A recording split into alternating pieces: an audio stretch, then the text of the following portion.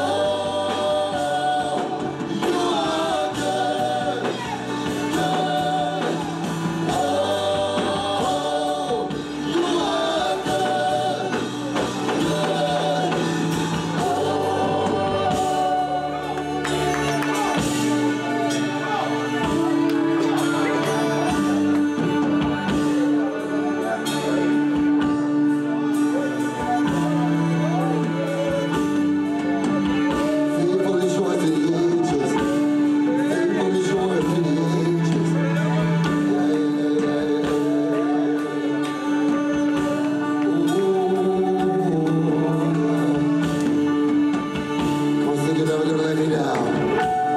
You're never gonna let me down. You're never gonna let me down. No, you're never gonna let me down. Come on, sing it to him. You're never gonna let me down. Come on, say it. You're never gonna let me down. You're never gonna let me down. Never, no. You're never gonna let me down. You're never gonna let me down. 'Cause you are good, good. Oh, you are good. Come sing it out. Good. We say, oh, you are good, good. Oh, you are good, so good.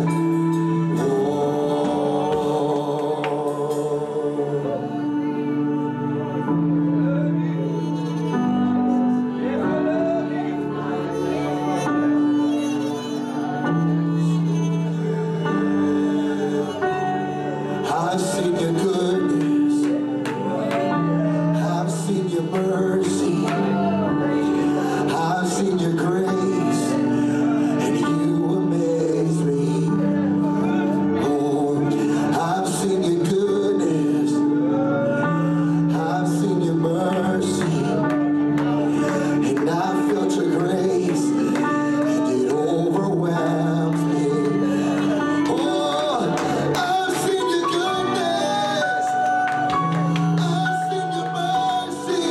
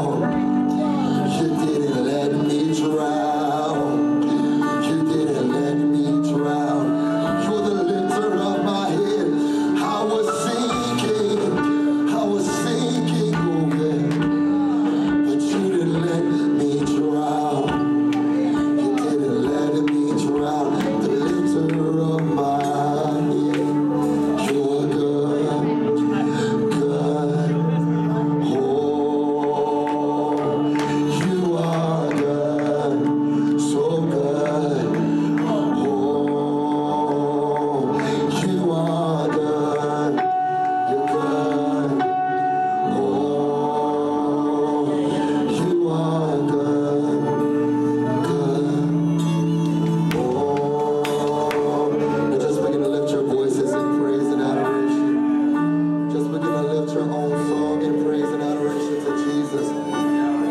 He's so good. He's so faithful. Come on, just begin to lift your voices. Come on, just begin to pour your love out on him. We love you, Jesus. We love you, Jesus. We love you, God. We love you, God. We love you, God. We love you, Jesus. Come on,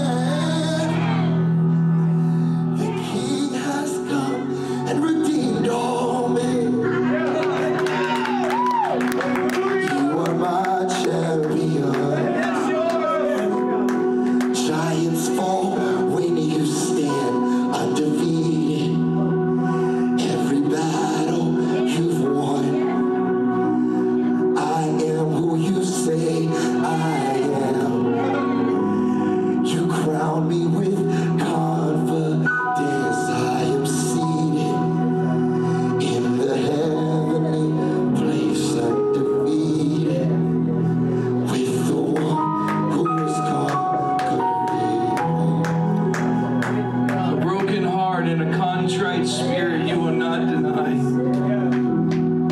I feel a great contrition in the room today. I just can't stop weeping. I just feel like the Lord wants to, I feel like some of you, I feel like all of us in this room been beaten and beaten and beaten by the enemy left and right. I just feel like the Lord is inviting you to the seated place of sonship this morning. And I just believe the Lord says if you'll sow in tears, I promise you'll reap it in joy today. So I want to invite everyone that's physically able and willing to join me in these altars. And if you want to get on your knees, if you want to stand, if you want to kneel, if you want to lay on your face. And I just want you maybe for the first time in a long time, to let contrition have its way in you. That means let the tears flow. Tears are the doorway to his heart. A broken heart and a contrite spirit he will never deny. And I want to invite everybody that's willing to just get back to that first love of knowing that he is our champion. He is my champion. There's no battle that I face that he hasn't already won for me. And I just want to remind you that he's still God, and he's still in control, and he's still your provider, and he's still your healer, and he's still your friend, and he still likes you, and he loves you. And so right now in this room, as they're just prophesying over you like they were doing in this rich moment of receiving from God, and he's lavishing himself on us, I want us to respond to his love by lavishing our contrition back to him. If you'll sow in tears, you'll reap in joy this morning. And if that means awakening everything else and getting rid of everything else and moving everything where they need to be and getting back to what it meant, maybe it's taking you back to when you was 13 at summer camp and God first wrecked your heart. Maybe it's 10 years ago. Maybe it's a week ago. Maybe it was just now that God finally got a hold to you. But allow yourself to go to that place where first love captured you. And forget about everybody else in the room. I'm telling you today, God is wanting to wash this room with the tears of those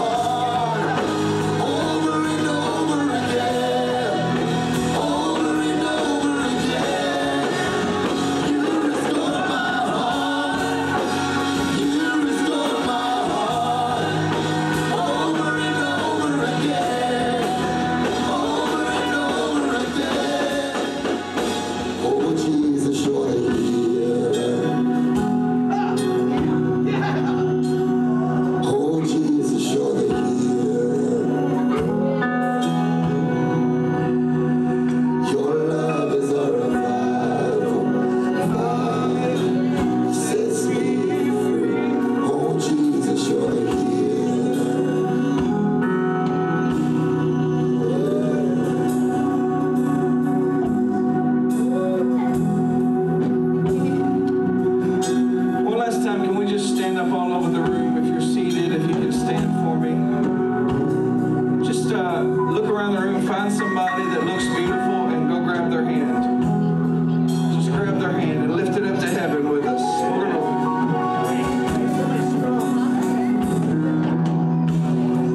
There you go. Grab somebody. There you go. Just lift their hand up to heaven. Lord, we lift up our brothers and sisters today.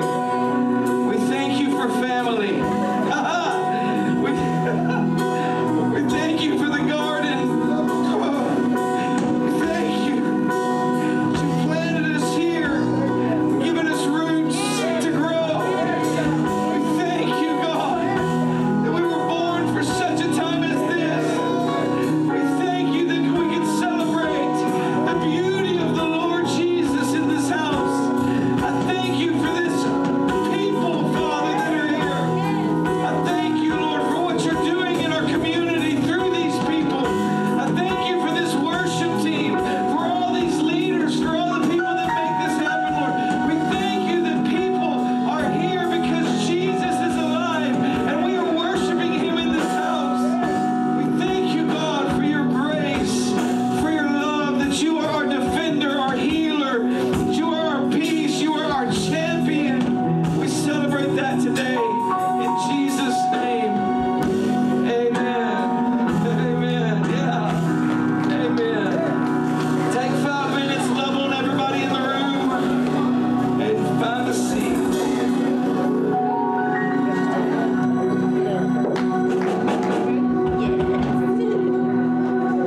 Praise God, guys. Praise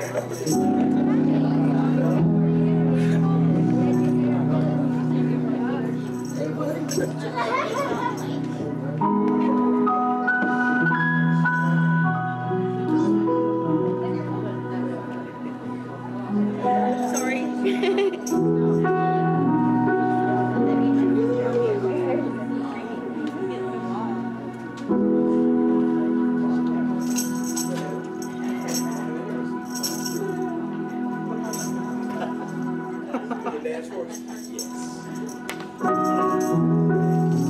Well, good morning.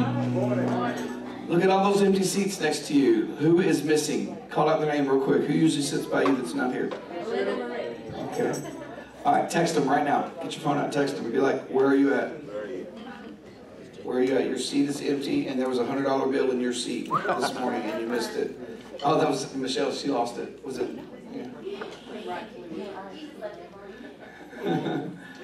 Glad you're here. You glad to be here? Yeah, it's a good place to be, right? Now look, there's a lot of people missing, and they may be sick, they may be sleeping in, who knows where they're at, but you're going to have to fill in for them, okay? So one of the things about speaking in this place that's very intimidating is that we need feedback, because we're all so insecure when we speak, that's right? So we're so insecure, we need you to talk back to us, so I'm just kidding, we're not insecure, but we do want you paying attention and giving us feedback. So you got to fill in for the empty seats for us, okay? Amen. Can you do that for me? Can you be loud, Josiah? Hallelujah. Well, all right, well, all right. We just picked up 7 men. I don't know what the men meeting was about, but I didn't get the memo, but they all just walked in. That's awesome. Tomorrow night, if you're a woman, say I'm a woman. There's one way to know whether you're a man or a woman, regardless of what society says. Are you a woman? Say I'm a woman. All right. Tomorrow night, 7 o'clock, ladies knit at the hip, childcare provided, 7 p.m. right here. Jenna is going to be preaching about eschatology, the end times, and the sign of the beast, and the mark of the devil, and something. Oh, none of that. Okay, none of that. But Jenna is going to be teaching, and it's going to be great. So, ladies, make sure you're here for that. Childcare is provided. Are you feeding us? No food? You sure? Not doing food no more? Okay, all right. Well, sorry. How about coffee? We're going to have coffee? Yeah. We'll have coffee. How about donuts? We're going to have donuts? Yeah. How about pizza? We're going to have pizza? No? Okay. So no. When you said no food, you meant it. Okay. Tuesday night. How many of you need me to pray that something bad happens so you'll be free Tuesday night? Because I will. I'll pray you lose your job. I'll pray your car breaks down. Because we want you here Tuesday. I've prayed people out of jobs before. Some of y'all in this room, We were too busy working to come to church, so I prayed you lost your job, and guess what? The Lord answers prayers. And you showed back up, didn't you? So Tuesday night, 6 o'clock, we'll be in here. We ask you to come and pray with us. His house will be called a what? House of prayer. If it's not a house of prayer, it's not his house. Right? Is this his house? Yes. If you pray, it is. If it's not, So Tuesday night, I want to encourage you to be here. Wednesday, listen, we've had which I expected this, small decline in attendance on Wednesday night, discipleship elective. The word disciple comes from the root word discipline learner. The key to that is called discipline. How many know discipline is not something that's automatic? That's right. Right? So you have to make yourself do it at times. So the reason why we're continuing to push hard on these Wednesday nights is because we knew after the first month the newness would wear off and some people would get bored and look for things to do. You signed up for this. Right. And you need to be responsible for what you signed up for. And so some of you have been looking for reasons to not come on Wednesday. We'll just shift the meeting to your house. Don't think I won't, because we've done that before. I will. And so we're saying you signed up for it. Be accountable to your word. Be here this Wednesday. Our attendances have been getting a little low, and we don't like that. We don't like that at all. So we will be talking to you about that individually to make sure your priorities are straight and help you realign that. We're good at realigning things. So, Man Church. The men are going to be meeting this Friday at Uncle Jim's house. He is going to be cooking just a massive meal for us. He said we're going to have pan-fried, center-cut pork chops and ribeyes with sauteed mushrooms and onions and squash and all this stuff. We're going to do that. We're going to have a little devotion type thing where we talk about the Lord, talk about where we're at in our life. But also, I'm going to be sending out messages to remind you because we do got to donate a little bit to cover the cost of the food. So we're going to ask that you let me know that you're coming so we have enough food. And then we're going to ask that you make a little donation to that to make sure that we got that covered. The youth kickball and Cece's trip that was supposed to be yesterday got postponed to this Saturday. Is that correct? We're going to do this Saturday, or we don't know, or does anybody know? We'll get back. It's a surprise. We're going to announce it the day of. So we don't know when they're going to do that. Big things coming up this summer. First of all, our men are taking a camping trip to Meridian, Mississippi. We're going to spend about 4 days in the woods in Meridian, getting close to the Lord. There's the information on that. We actually are cutting this cost dramatically, so it's going to be very close to almost free. Right? I mean, okay, so really, if it goes from $135 to almost free, there's really no reason why you shouldn't go. I mean, come on. So we're doing this for you guys. We're going to get together. We're going to spend some time in the woods alone. No cell phones. No distractions. No work. No women. No showers. No nothing. So it's just going to be men. And we're going to... So we're going to have fun with that. That's coming up in June. But sign up because we have to have a definite number. We need to know about that. We're doing a big, how many know when Easter is this year? April 21st. Thank you. One person. That's awesome. It's in April. It was in April last year. Remember it was April Fool's Day on April 1st? So it was like, psych. Thought I was dead. And so April 21st, so that weekend, we're going to be doing a big just ministry weekend. Y'all remember Johnny Jernigan? Evangelist Johnny Jernigan? Johnny will be here that weekend. He'll be here Friday night. We're going to have a big blowout service Friday night, a big Holy Ghost service Friday night. We're going to promote it real big. It's going to be awesome. It's going to be great. We're going to be doing that. And then Saturday morning, we're going to do the Right to Invite weekend. How many remember how many of y'all went the last time when we did the Saturday evangelism with Johnny? One person went. Well, 3 of us went. Okay. The rest of you, I need you to commit to this. Okay. These are not optional things. This is where we're moving as a body, and we need a body to commit to this. So make your plans now, and just when other people are like, hey, we're doing Easter egg, well, we've already committed to this. We're not asking you to be here all day. It's from 10 to about noon, and we'll be done. But that Saturday night, Dante and Aaron are going to be doing with the worship team, they're going to be doing just a unhindered, unbridled worship service that Saturday night. No strings attached, no agenda. We're just going to get in here and worship for 2, 3, 4, 5 hours, however long it takes. He's inviting other people to come in from across the country to join us. And so it's going to be a beautiful night. And then that Sunday morning, we're going to, Easter morning, we're going to have a big celebration of resurrection. There's flyers out there. There's postcards out there you can invite people with. And we're going to be promoting that big time coming up. So make plans. Don't make plans to do something else that's disconnected from us. We want you here as a family with us. So, and so we want you to be a part of that. Michelle, while you're here, are we at the stage where we can announce some yay stuff for you, or we want to wait on that? Okay, so I'm going to wait, and I'm going to segue into that and see if she can. Are you talking about the children's program? No, not at all. I'm talking about the financial blessings. Speaking of financial blessings, come on, guys. Thank you all so much. You're welcome. Well, it's been about over a year, I guess, since Michelle started reconnecting with us. And one of the things she was struggling with was she had this mindset of, I'm doing everything I'm supposed to be doing. Why is everything falling apart? And the Lord gave me a word for her, and it was found out of Kings, where it says that Wrong government. that's exactly right. Where it says that in the days of Ahab, King Ahab, that Hiel of Bethel rebuilt Jericho. And it says that Hiel of Bethel rebuilt Jericho, and when he did, when he laid the foundation, his first son died, and when he set up the gates, he lost his youngest son. According to the curse put on Jericho by Joshua. Remember when they marched around the wall 7 times, shout, woo, walls come down? When that happened, Joshua actually said, cursed be the man that rebuilds Jericho. He will set its foundations with his oldest son and will set up its gates with his youngest. Many, many years later, this man named Hiel, who lives in Bethel, rebuilds Jericho. And guess what? He loses his firstborn and he loses his youngest.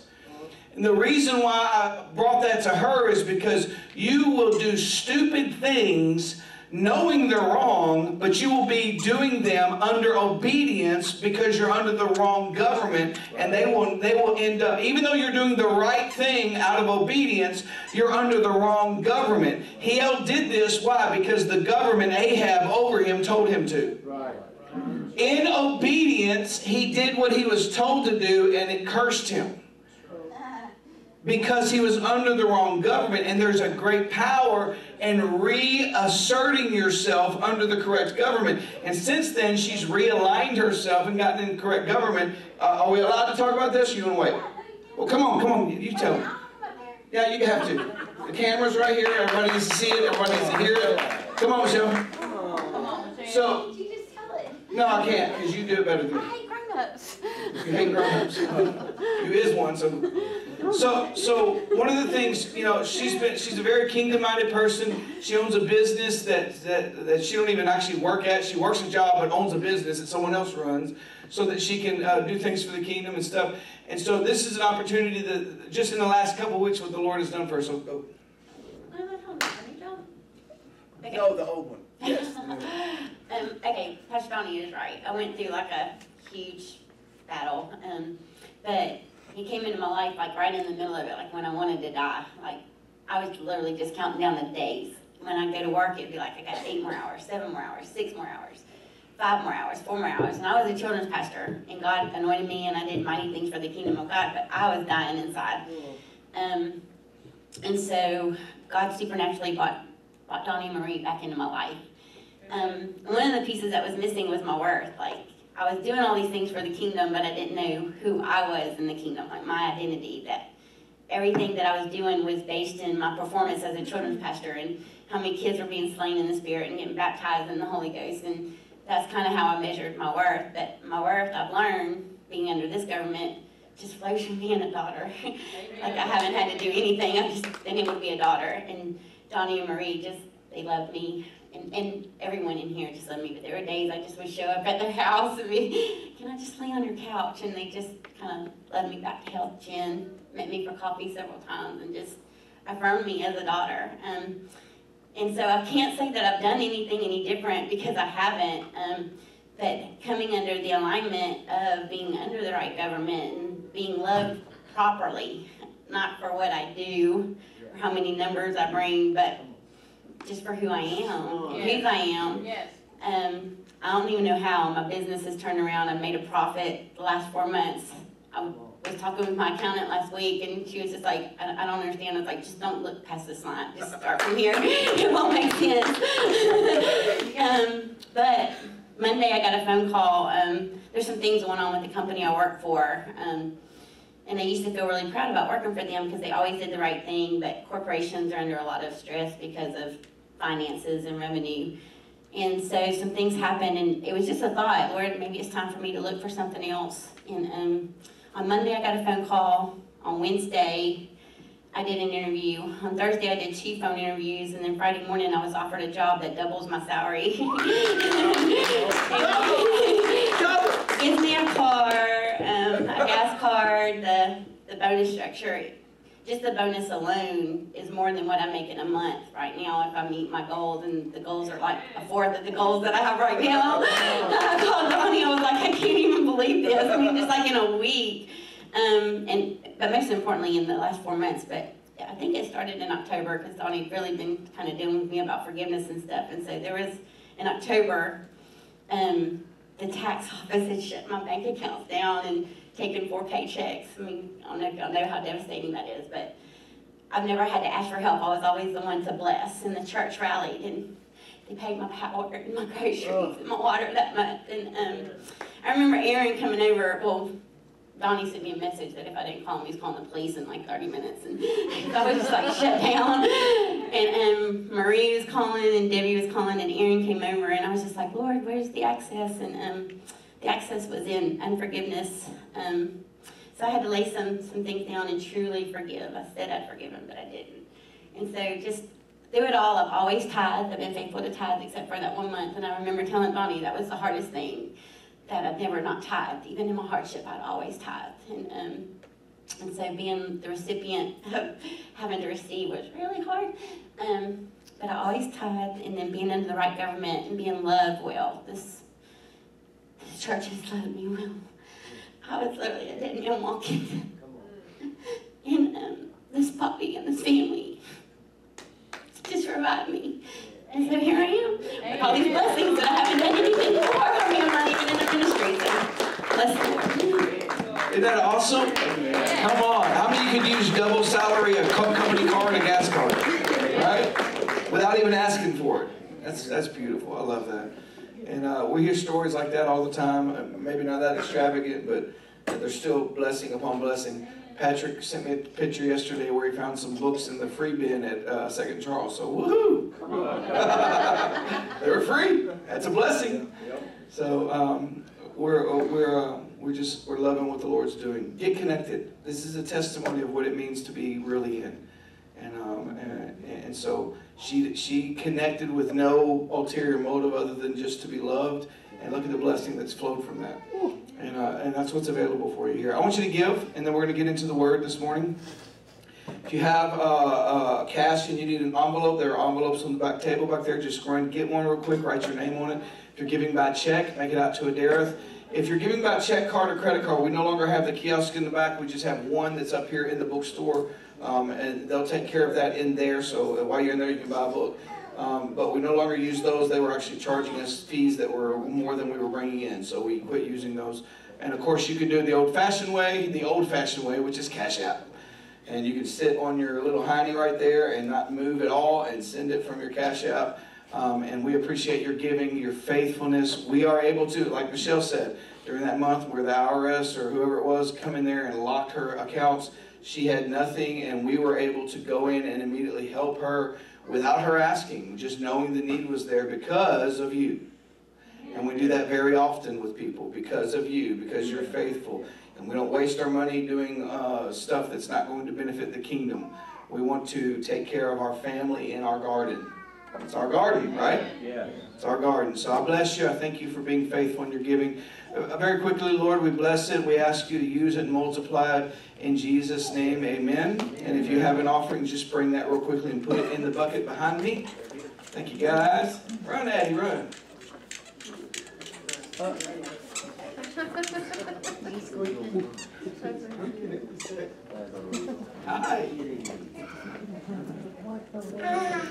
Hi. Oh, y'all pray for my wife. Friday night about 1 a.m. I woke up with pukes, some kind of virus, and I puked for about 8 hours, and my ribs are so. How many ever been puked so much your ribs just hurt when you breathe? Yeah. That's the way I am right now. I'm breathing like during worship. It was painful because I just had something going on. And how many of you love the fact that as soon as you're done puking, other stuff then happens? Yeah. So all day yesterday, and we were visiting family in Mobile, I was feeling it bad, and then I started feeling a little better about noon, and then about noon, my wife got it. So she's been not feeling well. So y'all send her a text, say we miss you, and just send a little prayer for her. Hopefully she'll be expelling everything that was in there by the time I get home. So. If you're anybody visiting with us for the first time and did not fill out a card, anybody at all? Everybody else already filled one out? Good. Today is going to be very special. You don't have to hear me preach, number one, but you're going to hear my favorite speaker in the whole world. Man, I love who him and his family have been with us since we started in my garage. And Michael and Shannon, and they have been just a part. He is one of the main people that I bounce things off of and talk to about ideas. He's the one that I can get in the flesh a little bit and tell about how angry I am at people for being dumb, and he's okay with it. And but he's a blessing to me. He is a phenomenal gift to the body. He is the definition of a fivefold teacher. He's brilliant, and his son is going to help him preach today, I think. So y'all please honor Michael as he comes and brings the word.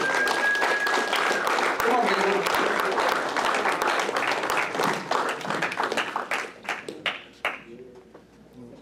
Take the microphone. Say something Love clever.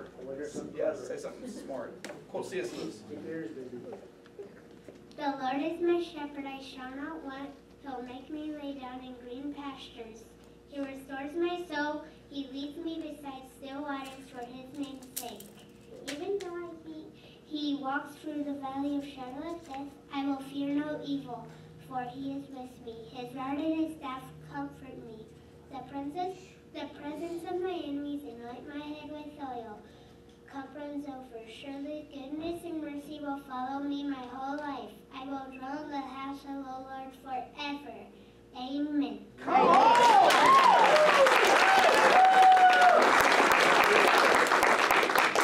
Good job.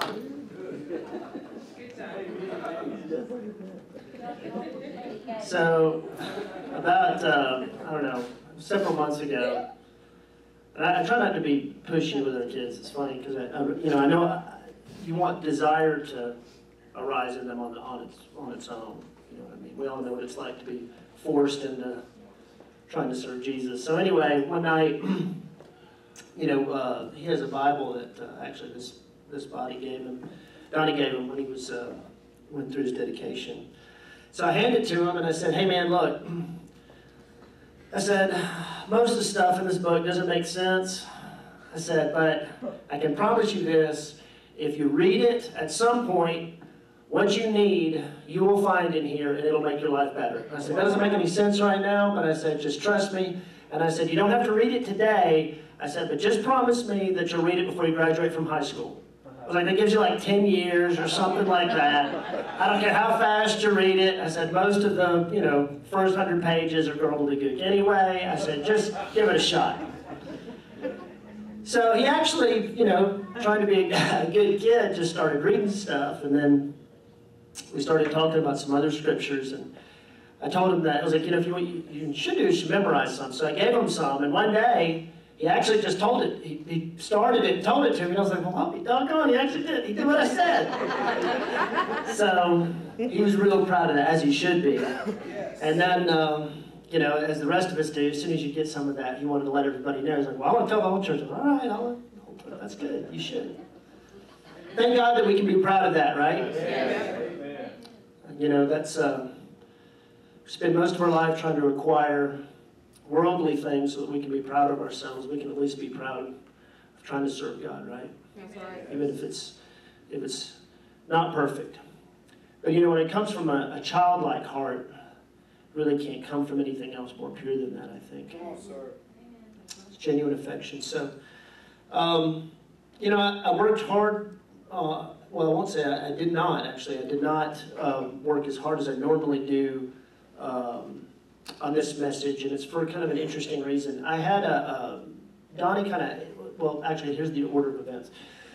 So I was driving home from work, and I kind of started just thinking about different things. I can't remember what caused this initially, but for some reason, I started thinking about Ruth.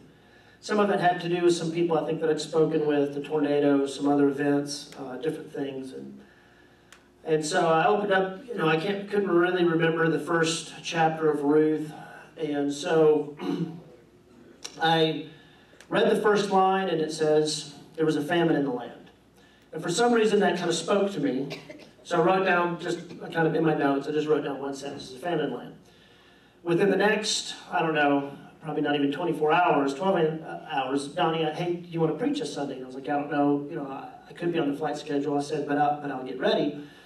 And so it was a message that was exclusively one line, because normally if I get up here and talk, I've usually kind of punched through some things. It may not be a complete thing, but this was only kind of one sentence. So I really didn't want to preach on it, if that makes sense. Because it wasn't complete, and I don't want to look like an idiot. Because when you're standing up here, you want to look good, and you want people to listen to it and be like, you sounded really good, right? And so we can say, I want to come up here and give you glory. What I really want you to do is praise me, you know. So it's hard to do that when you've written down a couple things. So I actually tried to do some other things, and I kept feeling like the reason why this had came to me when it did, and the reason why Donnie had asked me to preach it when it is, because the Lord wanted me to preach it. Amen. Come on, sir. So even though it is incomplete, I felt like whatever the Lord was trying to reveal to me in chapter 1, He wanted me to give to you. But if it sounds disconnected and wonky, there's a reason why it is, and it's because I wanted to preach something else that sounded better. Okay, God wanted me to preach this. Okay? So anyway, it actually, I think it does tie in with what we've experienced and felt moved by in worship. This idea of contrition. And it's funny because I also, and it does actually make me feel confident, because I ended up talking to Jory in there a little bit about some other things, and I was like, God, that actually works with what I'm thinking about talking about. And so those things fit together and give you a little bit of confidence that you actually heard from God and you weren't just, you know, kind of being a ding-dong with your pen. And that's this idea of grief and contrition and pain that exists in our life, and the answer to that, the assignment of purpose in it, is some of our greatest struggle in our ability to serve God legitimately in this life. Because most of the time, pain and grief, when it arrives in our life, if we cannot immediately or assign it a purpose, we either determine that we are cursed and that Satan is punishing us, or B, God has forgotten about us. Because they're random. And I struggled with this when my mom got cancer, because I never was able to find any glory in it. Right? You read about all the miracles, and it's for God's glory. Well, what if it's not? What if there's no glory? Right. Come on now, sir. What if it's just endless suffering that doesn't have any real sense or purpose in it, right? It's just people struggling. Yes, sir. And I want to share this with you because it wasn't in my notes at all, but it ties in right before we get into Ruth, because when I was talking to Jory in there and I was listening in worship, we were talking about the work of the miraculous, the work of the power of God in people's lives, and how in many ways the temptation is, and you actually see this in the body, the temptation is to kind of go, one of two directions. The temptation is to go all the way over to the left and just kind of cover up those scriptures and be like, well, God used to do great things, but we don't know exactly how it works, and we can increase our knowledge and we can increase our wisdom, but we're not really sure how to exercise or operate in the miraculous. So God probably doesn't do those things anymore, or if He does do those things, it has to be according to His will. So if we just pray His will, maybe it'll happen. If it doesn't happen, it was God's will, so we don't need to worry about it. That's one side. The other side is the absolute extraordinary, what I would consider at possible times an idolatrous push to obtain miraculous, whatever the cost. Meaning, just like the priests of Baal, there is a way that we can have miraculous power, and we don't have to have God. Right. Come on, sir. We can get it. Wow. Generations of pagan and pantheist religions have proven there is a way to talk to dead people and make bad things go away and make... There's an access to the spiritual that excludes God. And so we were talking about... Come on now. We were talking about... And how sometimes just out of starvation and famine we're pushed towards that direction. Come on, sir. That at some point, if you haven't heard from God, at least you can set up an idol of Baal in your house and kill something, and maybe the rain will come. Maybe we can control the events in our life. But there's another path. And that's what Joy and I began to talk about, which is, it's not the path of wisdom, and it's not the path of, it's not the path of, well, let's study and search out the scriptures, and hopefully we can stop worrying about the spiritual side of it. And it's not the path of simply power and miraculous. There's another path that produces fruit. Go ahead, sir. Which is the only thing that actually qualifies our works to remain, and Jesus says that. You have not chosen me, I've chosen you, and appointed you to bear fruit that remains. Yes, sir. Come on. Love, joy, peace, patience, kindness, goodness, faithfulness, and self-control. That you can do work, but unless it produces these things, these works are disqualified. Yes, sir. Sir. The reason why people on judgment will say, well, I did all these good things for you, is like the works that you did were unauthorized because they did not produce joy. Hey! Come on. Fire. The word, I'm taking you with me. If I ever preach to a large crowd, people are going to wonder who's this guy. Like, he just follows me around and keeps me focused. Woo! Huh? Yeah, I know. You got to work that way, you got to work. Yeah, exactly. Hell, exactly, so stay on target. If you do that too much, I'll lose my train of thought. I don't remember what I was talking about. Donnie and I, anyway, like I said, all this stuff kind of connected together, so I had to pull these different experiences and conversations in because I didn't really have a lot written down. So there's a path to produce fruit in your works, and the path is through affliction. Come on, man. Can't get around it. Joy and I talked about it for the first 30 years of Jesus' life, and it's interesting to note that there are no scriptures that say that Jesus laughed. But the prophet Isaiah would say that he was associated with our grief and he was associated with our sorrow. That we esteemed him not. That he was wounded for our transgressions and he was bruised for our iniquities, and the chastisement of our peace was upon him, and by his stripes we are healed. Meaning that the path to the voice of Jesus in our life was through our grief. That's so good, man. That he surrounded himself and covered himself in the pain of existence. So instead of touching an issue for his glory, he touched a person so that they would be changed. Come on. We don't want to touch people.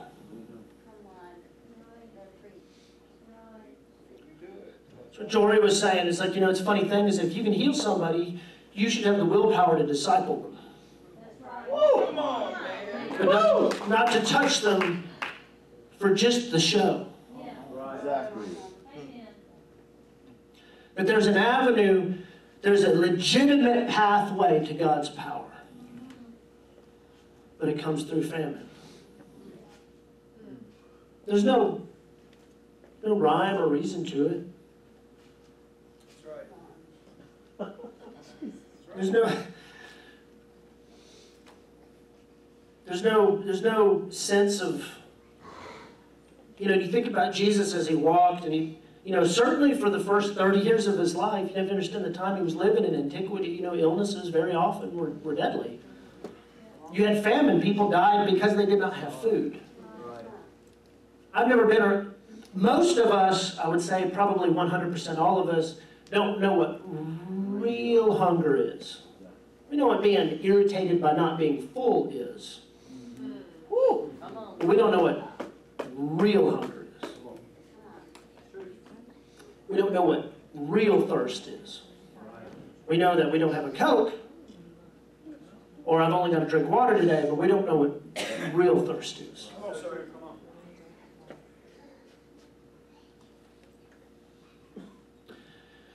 So he took these things on himself, the human experience.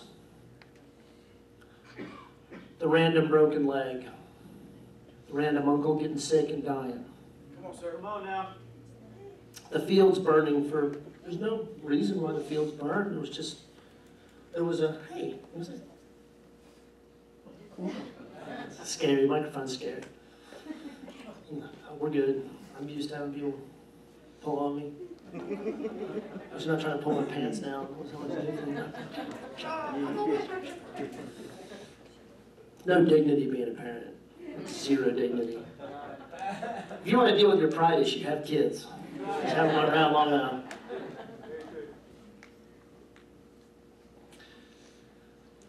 There is a path to the voice that God gives us, but that path comes through pain. So good, man. So let's read Ruth real quick. I'm going to get into this. Ruth chapter 1. In the days when the judges ruled, there was a famine in the land. And a man from Bethlehem in Judah, together with his wife and 2 sons, went to live for a while in the country of Moab. The man's name was Elimelech, and his wife's name Naomi, and the names of his 2 sons were Mahlon and Chilion. They were Ephrathites from Bethlehem, Judah, and they went to Moab and lived there. Now Elimelech, Naomi's husband, died. I always think that because there's always this understatement inside of Scripture, right? So there's a lot going on, but we know the book of Ruth, so we know, for those of you who are unfamiliar, right? We know it's about Ruth and bringing her back home, huh? Boaz. And Boaz, exactly. Who, for those of you who don't know, I think it's worthy of note when you're thinking about this scripture. Boaz probably has a soft spot for rejected foreigners because his mama's Rahab. Boaz is probably like, we got this weird foreign woman in town, and she's got a checkered past. It's like, that's my mom. A lot's going on right there, right? Because we tend to exclude some things that are actually extraordinary. There's a famine in the land. There's a famine in the land. People are dying. We read a couple more lines down, and then, and by the way, her husband died. Right. We're not even in the story yet, and the story has already been pretty long for Naomi. She was left with her 2 sons. She was left without a husband in a famine with 2 sons. They married Moabite women, one named Orpah and the other Ruth. After they had lived about 10 years, both Mahlon and Chilion had also died, and Naomi was left without her 2 sons and her husband in a famine. When she heard in Moab that the Lord had come to the aid of his people by providing food for them, Naomi and her daughters-in-law prepared to return home from there. With her 2 daughters-in-law, she left that place where she had been living and set out on the road that would take them back to the land of Judah. So on top of the fact that she's lost provision in her house, because at that time, in many places in the world, being a woman without a house or a husband was a death sentence, which is why many women turned to prostitution, not because they were loose women, but because they needed to eat. Wow. Come on, sir.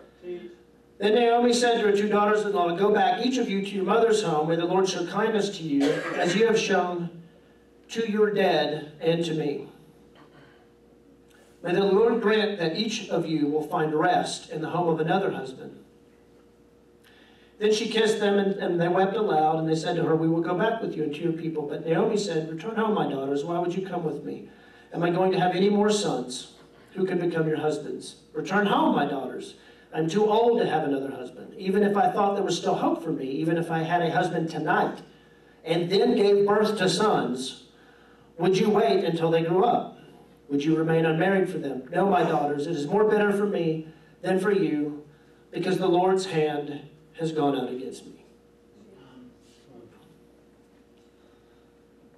So the cosmic dice have been rolled in Naomi's life, and she lost. Come on, man. She's not called. No angel appeared to her. No word of the Lord came into her life. Right. All she's trying to do is raise a family in a land where there's famine. She lost. So good. Come on, sir. Yeah. Now her husband is dead. Right. Her sons are dead. She's going from there back home. She's homeless. And in the process of going through this, she's actually picked up 2 extra mouths to feed. Come on, sir. There's no word from the Lord, or there's no miracles. There's just a whole lot of dying Come on, man. and hunger. Right. Come on. So there really isn't any possible way to let you understand. Her children, her sons are grown, right?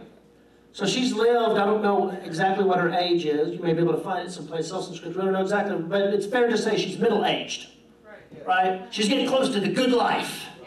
Right, the commercials, which I think are hysterical.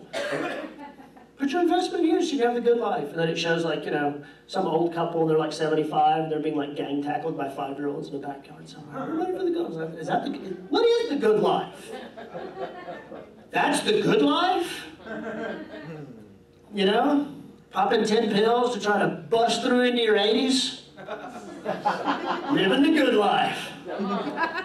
So I started taking, you know, Xylopram. I don't have to go to the bathroom 12 times. I have my life back. Any way you measure the good life, Naomi doesn't have it. Come on, sir. That's Bible. Yeah. She's lost. And when you lose, you tend to turn down a pretty dark path. To a pretty dark land.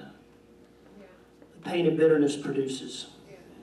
Especially when it's chaotic and it doesn't make any sense. And you start to begin able to grade events in your life, and you look at the events of your life, whether because of your own doing or other people's doing, and that was evil. This happened because of this reason. And whether or not you want to admit it or not, you blame God. I do. I try not to, because I know I'm not supposed to. Come on, sir. It reminded me of this proverb, and I wanted to share it because it kind of meant something to me. I actually heard it in a movie once. And I went to go look up the proverb. It was from a Tom Hanks movie. I went to go look it up. It was spoken by the guy that died of heroin overdose. Doesn't matter. Philip Seymour Hoffman. It was a really good line. It was a really good line. It was so good, actually. I was like, I need to look that up and find out if that's a real thing. So I did, and it is a real thing. And it's actually a very ancient proverb. Nobody knows the author. It originated in some kind of Eastern philosophical, Taoist, Buddhist, you know, karate, Bruce Lee type circle somewhere out in China. And the proverb goes like, and it's really fascinating to me. The proverb goes like this, though. It says that there was a farmer who lived on a farm, and he had a wife and a son. Has anybody heard this? No? Good. Because the last time I preached, I asked if everybody heard it, like half the room had heard it, so there's no point in me actually saying it. I was like, oh, okay. Find another story. So anyway, there's a Chinese farmer, and he lives on this farm, and he has a wife and a son, and he has a horse. It's harvest time. And so one night, he goes out to his, the pen where he keeps the stall where he keeps the horse, and he forgets to latch it closed. And so in the middle of the night, the horse gets free. All the town, the villagers, they come over to his house, the next day, and they say, "What great misfortune has come to you? You are cursed since your horse has run off and it's harvest time. How will you take in the harvest?" To which the farmer says, "We'll see." The next day, in the middle of the night, the horse comes back into the pen and brings with it 12 feral horses. In 24 hours, the farmer has become 12 times richer than he was the day before. Farmer goes out to the stall, he closes the latch, locks all 13 horses in the pen, to which all the villagers run out. They all run to his house and they say, "What great fortune has come to your house. You are blessed." To which he tells the villagers and he goes, "We'll see." 24 hours goes by. His one and only son decides that he's going to go out and break in one of the feral horses because it is the harvest season. So he was going to, train the horses and use them. He jumps on the horse bucks him off. He breaks his leg badly so that he's now lame. All the villagers run over to his house and they say, "What great misfortune has come to your house. You are accursed. How are you going to take care of this harvest since your one and only son is lame?" And he says, "We'll see." The next day, I'm almost done. It's a good proverb. That's why I was like, "This is an interesting story. I like this." The next day, the Lord of the land sends his commanding general through the towns to gather a great army because they're going to fight the Lord in the land the next over. He goes to the town. He gathers every able-bodied man in the town. He comes to the farmer and he says, "Do you have a son?" He says, "I do." He says, "Can I see him?" He says, "You can." He says, "He's right in here." The commanding general walks in, he looks at the boy, checks the boy out, and he tells to the father, "Your son cannot serve in our army. He is lame. You're free to go." To which all the villagers run over to his house who have lost their kids. "What great blessing has come to you? What great fortune has come to your house?" To which the farmer looks up, smiles, and says, "We'll see."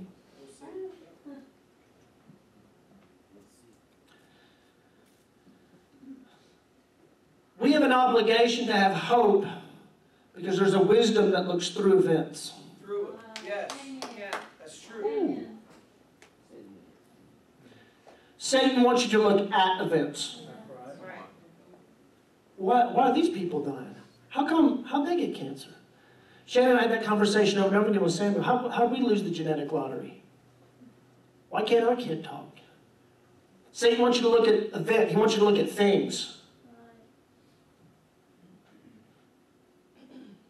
He wants you to lose focus on this idea of belief, right? It's the famine. There's a famine in the land. There's always a famine in the land. Yes. There's always going to be a famine or a war or a pestilence. Jesus never said that we wouldn't. You'll always have the poor. Yeah. Come on, sir. And then our view and our focus. The work of doubt and unbelief always shifts your focus it shifts it off. It looks at everything goofy. Yeah. And it looks past people. People, which is what God is after, become blurry because you're looking at the thing, right? Right? There's a hurricane, there's tornadoes, there's AIDS. Where's God? God can't be good. Look at this. It's like that Monty Python and the Holy Grail skit where the prophet comes out and he's trying to get the... It's too soon. Let me see Monty Python. I guess I'm old. He's trying to get the knights not to go through the land, because there's a dragon that's going to eat them. And they're like, "No, we got to go this way." And he's like, "Look at the bones. The skulls." There's always a famine in the land. The funny thing is, and I've learned this because I've observed it in my own life, the work of the flesh that comes from when you begin to view circumstances without belief is what produces very often the envy and the bitterness associated with that. And later on in here, in Ruth, Naomi actually says that when she comes back into town after she's lost everything and acquired a foreigner in the process. She says, don't call me Naomi anymore, call me Mara, which means bitter. Call me bitter. For God has taken it all from me. She doesn't even blame the devil. God's doing it. This is so bad. Satan doesn't even have this kind of authority. If it's this bad, God's doing it. And so envy and bitterness begin to work their way in. And the funny thing is, they're kind of irrational. And they're irrational. They're irrational works of the flesh. Here's the reason why. Envy has this odd ability to only view the good parts of a thing. Wow. Right? That's what the heart attaches to. So an envy will look at somebody's house and say, and this is why they're kind of companion. I think envy and bitterness are the same spirit. It's just kind of what mood they're in that day. Because envy will look at a house and say, I want that house. And then be bitter because God has not put that in your hands. But envy never asks what the power bill for that house is.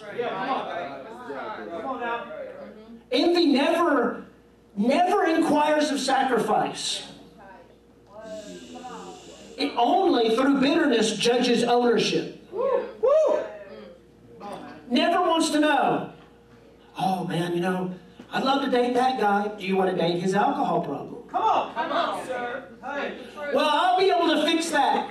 God hasn't fixed it in 30 years. You're not going to fix it in 30 days. If God is working on them and hasn't been able to fix X, it's a package deal.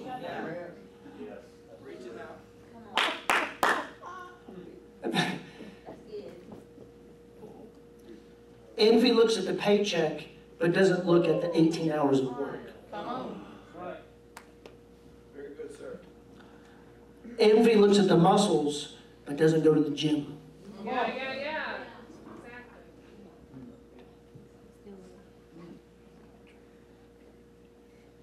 Correct stewardship over ourselves spiritually, correct stewardship over the heart of charity says, God's blessed them with that house for His kingdom and also with the sacrifices associated with it. Charity honors sacrifice and praises. It honors sacrifices. Man, they're working hard. Come on, sir. Woo! Come on, sir. Man, that's good. And bitterness comes along, right behind it. And then the problem is with bitterness, and I've learned this in my own life, it's not that sin leads to unbelief. It's that unbelief leads to sin. This is what for me, this is how it works. Unbelief leads to sin. And I can tell when unbelief is starting to work in me because it typically works through bitterness. Come on. Bitterness, bitterness, as Paul discusses it, is a root. Oh, hey, that's one of my scriptures, isn't it? I keep trying to get one of the scriptures that I have. I can't remember. Is that one of my scriptures? The root of bitterness? If it shows up here, we'll get to it. Because it begins to deaden things in our life. Come on,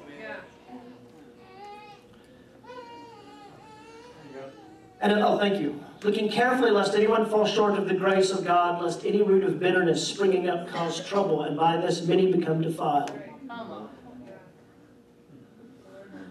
Because after you've been hurt enough, and you've seen enough other people get blessed, you just want the pain to go away.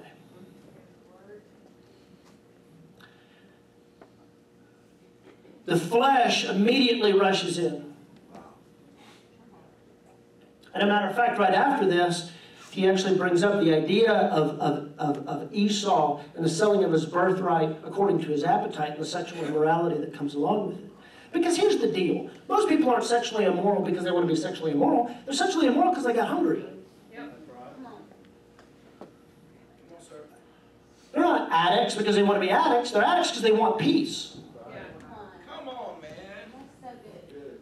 Their emptiness has created a deadening of things in their life. And the more that they deaden, the more they seek the high. I talked to somebody one time, this was fascinating, that they would watch horror movies simply because they wanted to feel. That's right. They had been hurt so long by so many people that something broke on the inside. So they would purposefully watch something that was shocking to create some kind of movement. Right. Wow.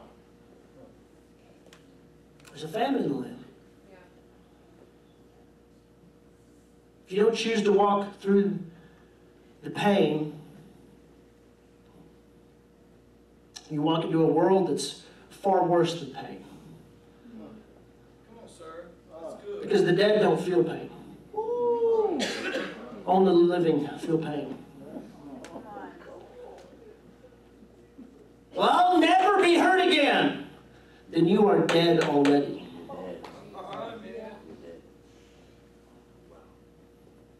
Life chooses pain. It comes with it. The two are not mutually exclusive. By choosing life, you choose pain. When Jesus chose life and chose cross, he chose rejection.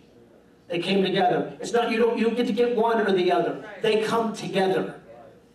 That's the confusion that comes along with us operating in the world. It's not that we want, well, if God's good, he'd take out the bad part. Okay, well, that's all of us. So,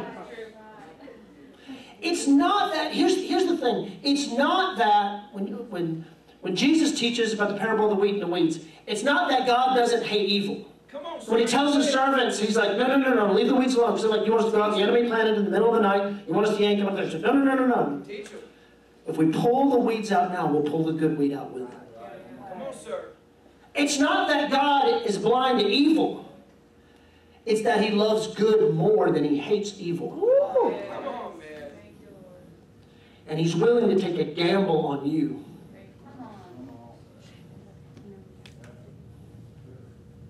Which is why he sent his son. Just C.S. Lewis said, he was like, I've gone down every path of trying to accuse God of anything. I've realized that you can't really, like at some point your philosophy, said your argument breaks down if you're honest with yourself. He said, I've decided though you can't say one thing about God, he's a gambler. He is a gambler. And at some point, pain's worth it. Come on. Wow. What we can get out of this is worth it. But we got to take it together. Same as the garden. It's the I thought about that. I was just telling Donnie this the other day. You know, the fruit in the garden, we always forget this because in all the painting and the iconography, right, the apple is bad or fig or whatever, things snakes wrapped around and, you know, Eve's half naked, that kind of deal. We're like, oh yeah, it's bad. She's going to go, the apple's her fault. Everybody forgets it's the fruit of the knowledge of good and evil. That's right. Right? It's just the bad apple. It's never called that anywhere. The two come together. Just as we come as one. Jesus didn't die to save the good and the bad part. He came to save the whole part. Right. Through death and resurrection, remove the flesh. He didn't come to you and he'd be like, okay, well, this part's bad. When you start to just rip out the bad, you tear the whole thing up. That's right. You have to work through it. Yeah. Right. And famine is the process by which we have to go through to deal with it. There's simply no other way. The other way is to stay high and drunk and get like that's the other path, the path of pleasure. Seriously, there's no other way. The only way through it is through grief. Come on. The random chaos that exists. You're right. I want evil to be removed. Here's the way. That's good. There's always a famine. Always a family.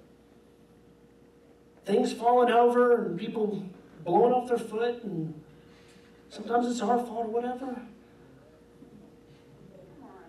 There's always a famine. In 2 Kings chapter 6 and 7, there was another famine. I read it just because I was studying, got to look at famines. There's another famine in 2 Kings 6 and 7. Elisha had come to proclaim judgment. I think Jehoram, I don't think he's mentioned in there, is the king of Israel. He's a bad king. You know, all the bad kings are in Israel. All the good ones are in Judah. And so, most of the time. So, it was a famine. Ben-Hadad of Aram had come and encircled the city, of course, because God was always trying to get people's attention. And there's a story in chapter 6 of 2 women. Come on, sir. And one of them beseeches the king, and she says, you know, I need help. And he's like, if God won't help you, there's no help. And she begins to, she's like, but tell me your story, woman. And she says, well, she said, you know, everybody's starving. This is my point. Nobody really knows what it's like to be starving. She said, there's a woman and I were next door neighbors. She approached me yesterday and said we're going to die here. We should try to live as long as we can, or something, paraphrasing, because I don't have it in front of me. But she said, let's boil and eat your son today. Right. Tomorrow we'll boil and eat my son. So, because they're starving. That's right. Come on. And starvation reveals what you really are. Fullness doesn't reveal what you are. Come on, man. Famine is revelation. Fullness is not revelation. Right? I've learned this. It's much easier for me now to be married and in my 40s to tell, you know, Matthew Ox, now keep yourself pure before marriage. Get another 2 years, hang on. Right? Because I have somebody I can sleep with and I'm old. So, you know, that wicked 12-headed dragon doesn't come around all the time like it did when I was. Because I'm full. So it's easy for a full man to tell a hungry man, now you keep yourself, don't you eat that. Yeah. The judgment's ridiculous. The judgment we have is ridiculous because it's typically when we fall that we become preachy. Have patience with your children. You know, my kids. So true. So anyway, they eat the child, and then the next day, they're like, okay, let's boil and eat your son. She's like, no, we're not eating my son. You want to know why the rules changed? Because they had a meal. Contract changed. Come on. The moment that her starvation was removed, the motivation to kill her own son, wasn't there anymore. Same famine, same city, same king. On the other side of the wall, there's 2 lepers. While they're killing and eating each other inside, there's 2 lepers. They've always been rejected, right? It sucked from them from the beginning. They're outside town. They stink. God ain't talking to them. They are cursed. Obviously, because you were, or at least considered to be, certainly in ancient Judea. Outside of town, there's just 2 lepers. They've been dying anyway. They've been dying for years. And they're sitting there, and they're having a much different conversation. They're like, you know what? Picked a bad city to lay outside, collect alms, because everybody's starving. So we go into town, we're going to die. That's what I think is funny, because they don't give a rip. Syria, I mean, Aram's that kills them, whatever. Here we are. Whoever's in control of the town, we'll just sit right here with our skin falling off. Don't matter. You can be so broke, you don't give a rip. Whatever, here you go, take it. Might as well put the $5 in the, you know, you can't do nothing with it. So when you get 200, you got to think. Oh, you got 20? Might as well give it to God. Come on, that's right. So they're sitting there and they say, you know, if we stay here, we're going to die. If we go to if we go out there, they're probably going to die. They're like, but maybe, if we go to the enemy camp, maybe they'll have mercy on us. Right. Yeah. You know, they could kill us, but we'll die sitting right here. Let's just go check it out. They show up in the enemy camp, it's empty. Come on, sir. And all their stuff's there. Gold, horses, raiment, which is clothes, you know. So these guys They're having the party of their life, literally. Because the army has left and left all their nice stuff.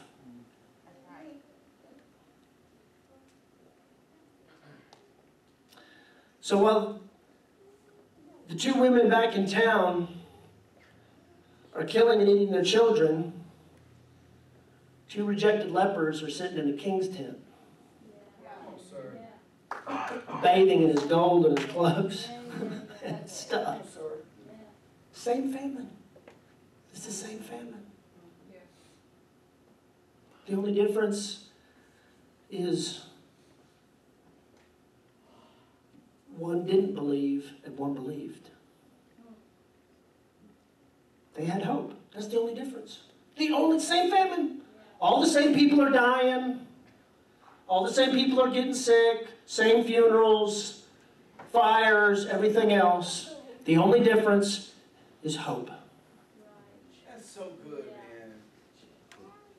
That's it. Nothing else is different.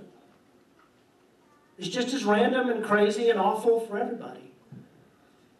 Except they just decided to believe.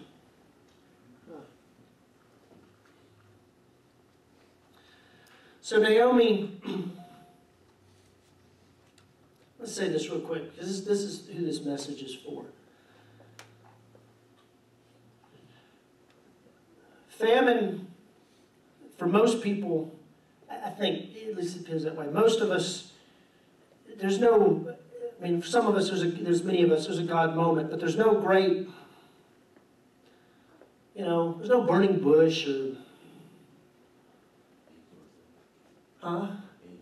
yeah, right, there's no dove or,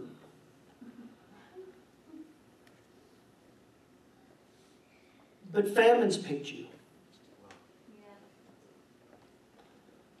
Famine and pain, for some reason, has picked you in your life. You're hungry. You've done things because you're hungry. Come on, sir. Come on, that's so true. You're lonely. Famine picked you. But famine picked you because God wanted to give you a voice. And you were going to have a voice any other way. Naomi doesn't want attention. She doesn't want to, she's not. I don't know who the high priest was in Israel during the last chapter of Judges, which is when Ruth happens. But I do know who Naomi is. Come on, man. Yeah, that's right. That's so good. And she was given a voice to a girl of a foreign country that would produce the royal line of David. And she will never receive that voice unless there's a famine. That's so good. So for somebody in here, Go ahead. Come on. for someone in here who I believe this is for, who struggled with the chaos of bitterness and pain that has no purpose. Right. There's no purpose in it. It was, being abused when you're little, or bad relationships, or whatever it is. It was random. Random evil has come to your house. Nobody's called you out. There's no prophetic word of a cross that you're supposed to carry. You just rolled the cosmic dice and you lost.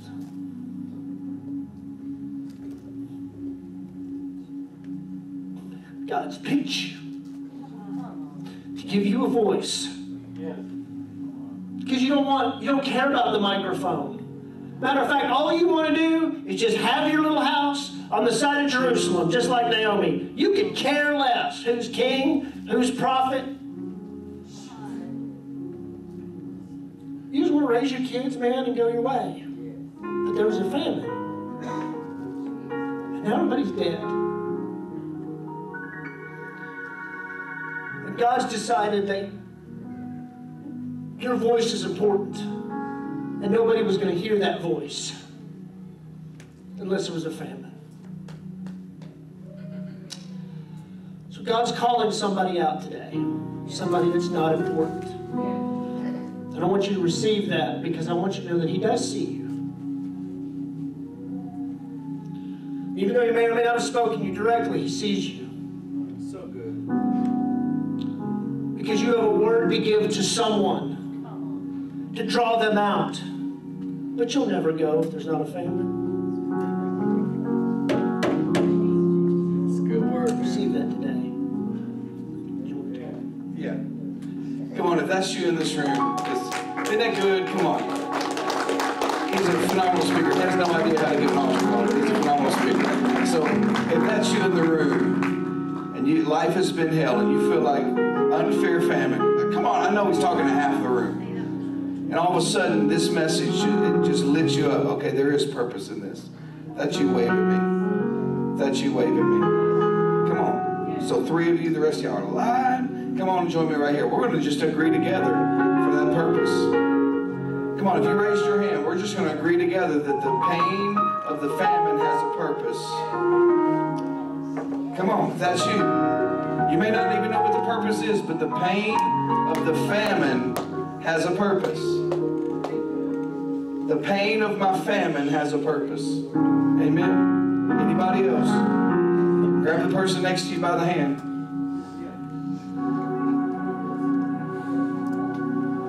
In your own way, I just want you to tell the Lord, I don't know what I'm in this for, but I know that you have me in it.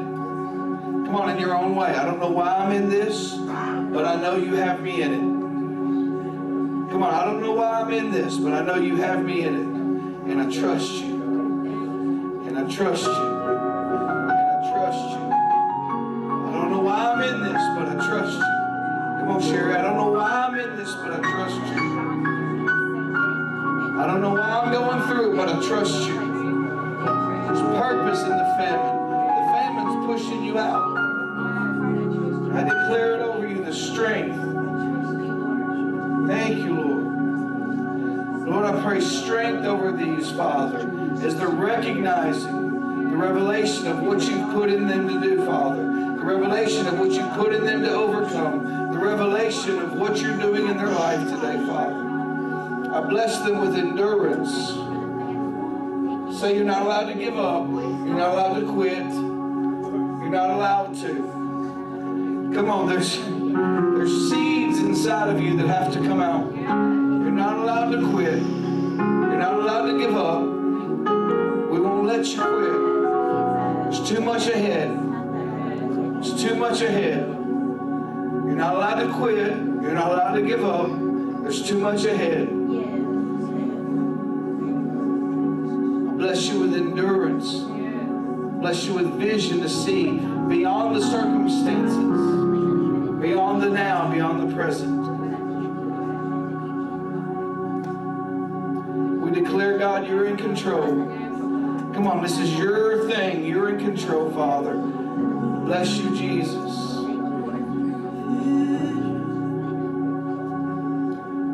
I pray strength over you. Tomorrow when you want to quit, the strength to endure.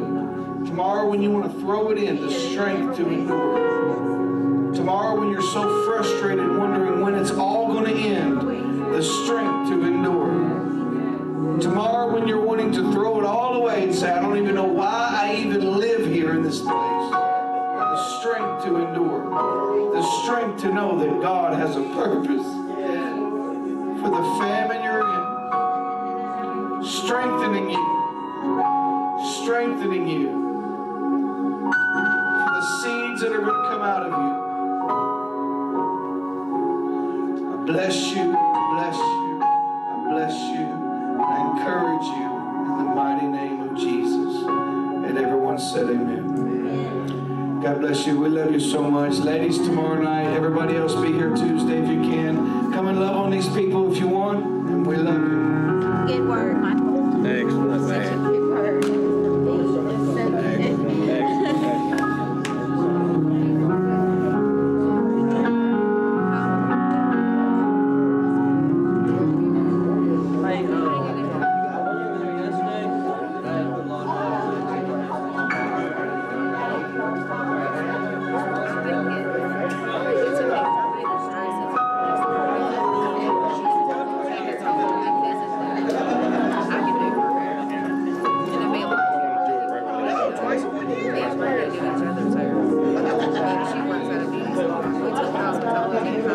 didn't pursue me. I wanted to do that.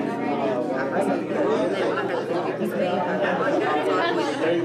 And eventually I went up and went on house. I think I decided that I'd rather get my son blood than get his. But so you would have to get some bleach. I would get like I would get like 30 of them or 20 of them per year. Either bleach or 20 or 30 of them, and we'll get the just take the colors out. Hang up